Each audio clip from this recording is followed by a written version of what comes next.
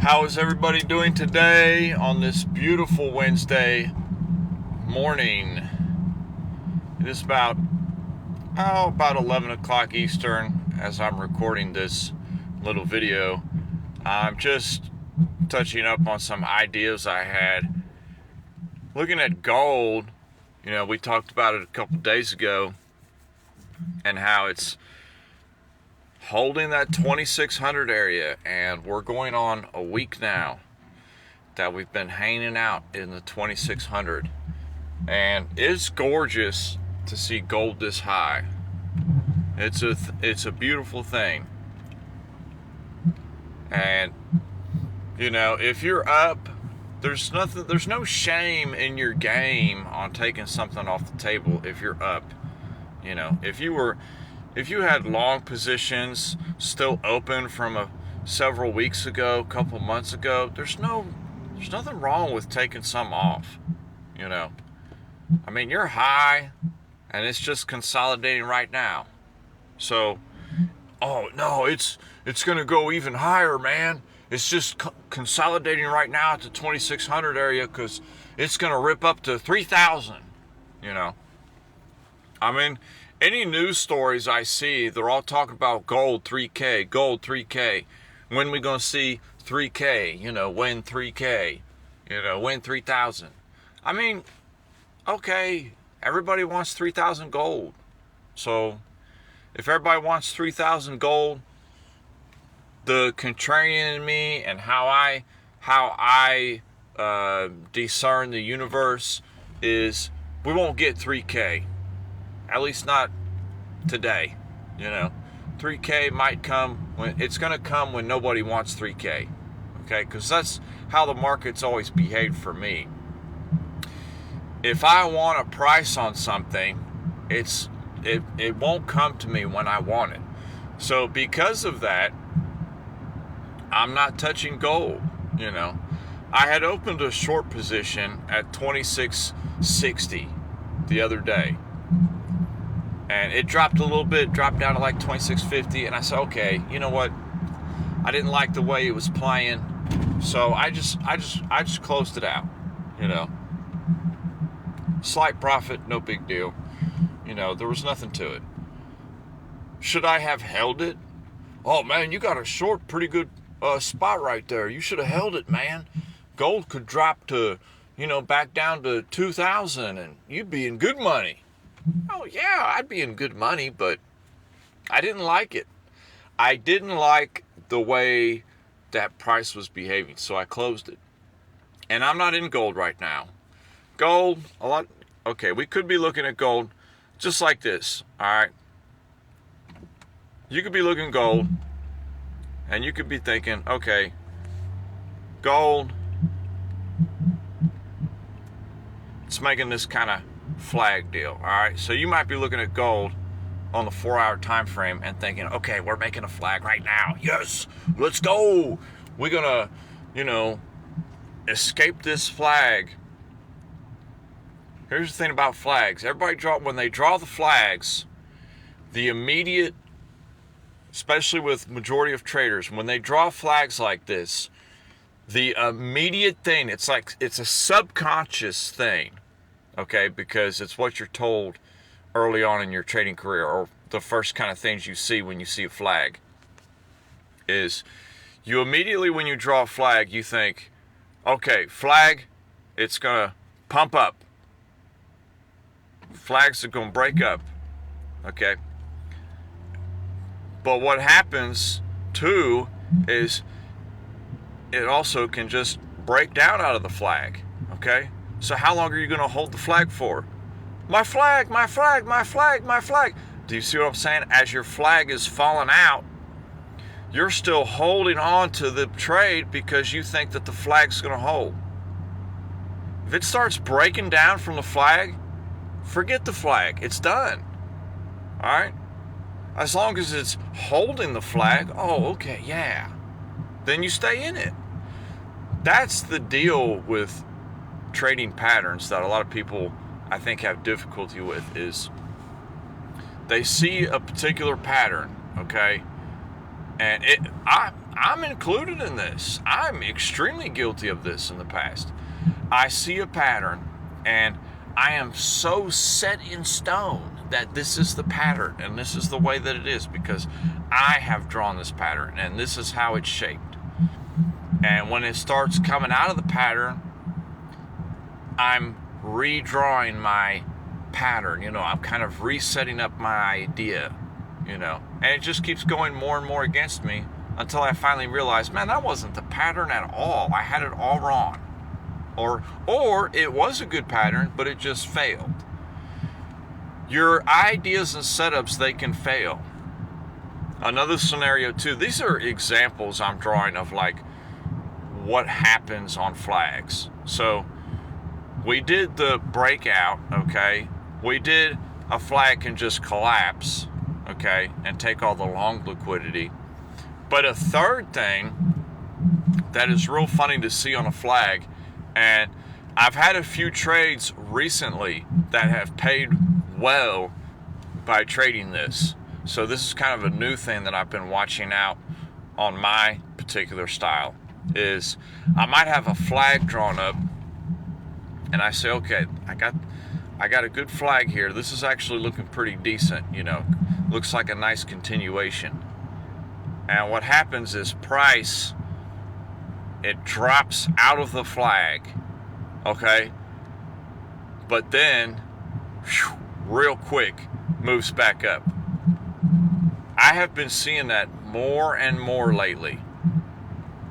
And it's basically called, in trading terms, you can call that a liquidity grab, okay? And a lot of people, they trade liquidity grab setups. But basically what it is everybody had seen a nice flag here and they're going long and they have their stops right here underneath that candle. Well, all price has to do is just stop them out and then go take the money. And it's a very quick thing. It's very quick, the movement of the candle. So a lot of times when I have a flag drawn like this and I watch it, I watch to see what happens at this point, okay, when price comes down and stops them people out. How it behaves right there is whether or not I'm going to long that point right there because people had lost money here and I'm going to get paid, or whether I just get out of a long because it's going to continue down lower. I like to see, this is just personally, on this kind of trading style that I have, I like to see quick. I like to see a nice V, okay? That's kind of how I want to see price behaving. I see that, boom, and then us starting to move up sharply, okay, I'm buying that. And I'm selling up here. I'm not even looking for all-time high. I'm just selling right here. That's generally how I play a liquidity grab type of trade. So that was a little off subject there, but it's kind of just a little nuance on how I tend to trade. And out of the past, I'd say out of the past 5 trading ideas that I have had personally myself, that I've done personally, 2 of them were liquidity grabs and they paid well. They did very good. They were gorgeous.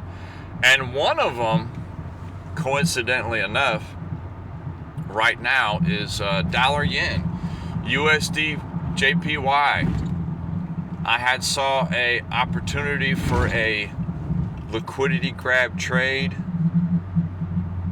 on the hourly time frame, and I apologize, on the 15-minute time frame, and we were around the 141.6 area, 141.7, and when I was looking at it, I was at like 142.300, okay, and I saw, this is looking like a good opportunity for the market to take some long liquidity sitting down here at 141, 3, 4, 5, 6, 7, 8.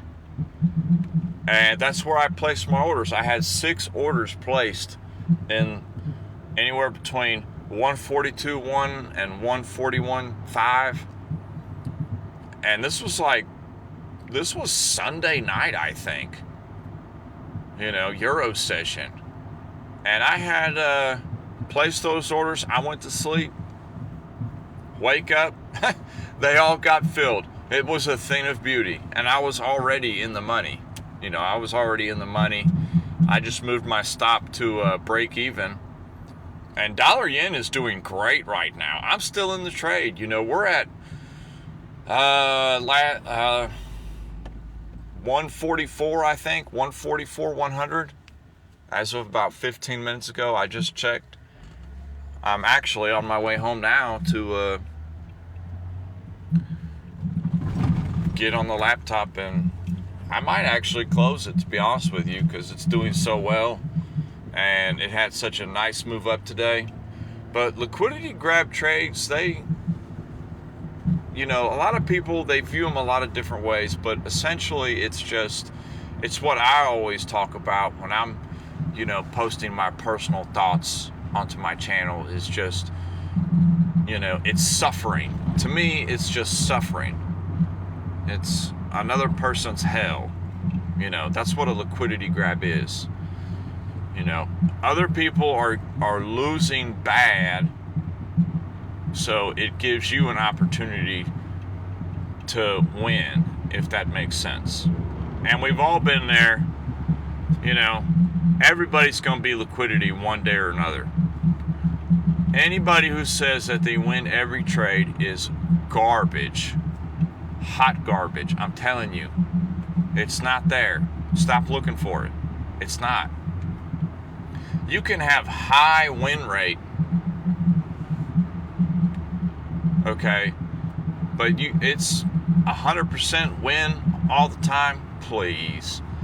Come on. Just think about that. If somebody out there had a 100% win rate, they would not be telling other people, okay? At least not before they already have everything that they ever need in life. The market would be on to that.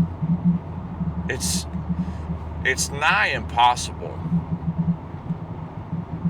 I can think of one professional in my mind, and they have at the very worst, like a 90% win rate, and they are like one of the best traders that I can think of, and they'll hold a position too. They're not chicken to just get out. They hold it for long. They'll hold it for a while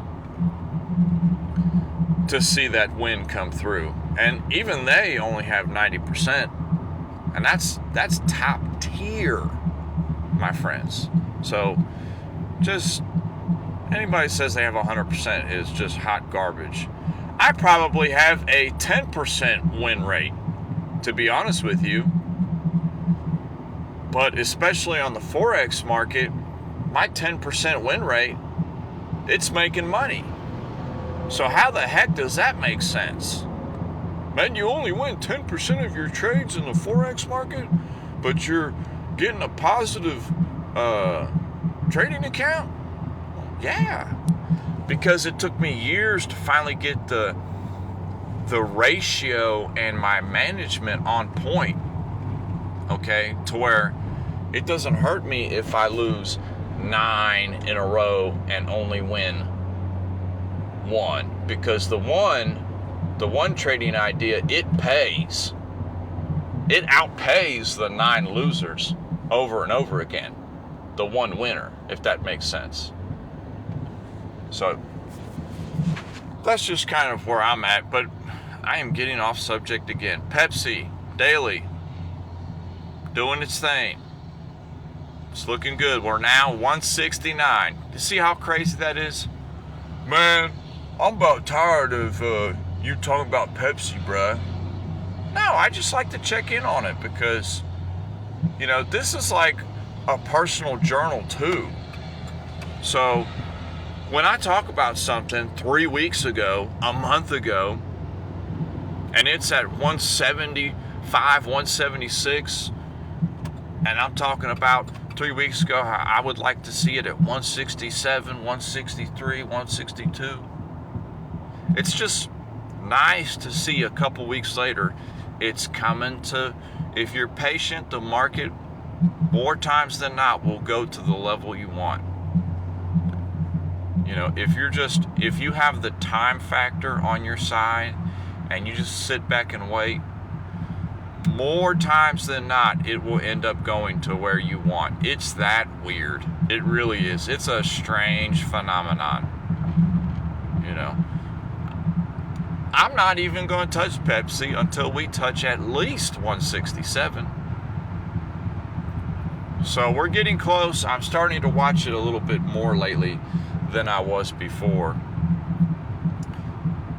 And I'd like to check on Alcoa. This is another one that I put out. I made like a kind of a detailed idea of what I had for Alcoa long term. Look at that. Whoo, gorgeous. $39. Let's go. This is beautiful. I haven't looked at Alcoa in like a week. Man, it's still holding the level. That is a thing of beauty. I can't wait to see Alcoa at $70. This is beautiful. You know, the thing that had me sold on this company a month ago when I, made a video about it and I was talking about it and just sharing my personal thoughts about it. The thing that had me was when they had bought out Alumina Limited, and I heard about that story, and then I'm like, okay, so these guys are really gobbling up some big time mining operations. So if you're investing in a company and your company is buying other companies, okay, well, that's kind of a good sign for your company, because your company is a powerhouse in its industry and it's gobbling up other companies. You don't want to be investing in, the worst team in the league. You want to be investing in a mid-strong team in the league. And right now, Alcoa is not disappointing me yet on its performance. So this is a gorgeous thing. And I'll look over.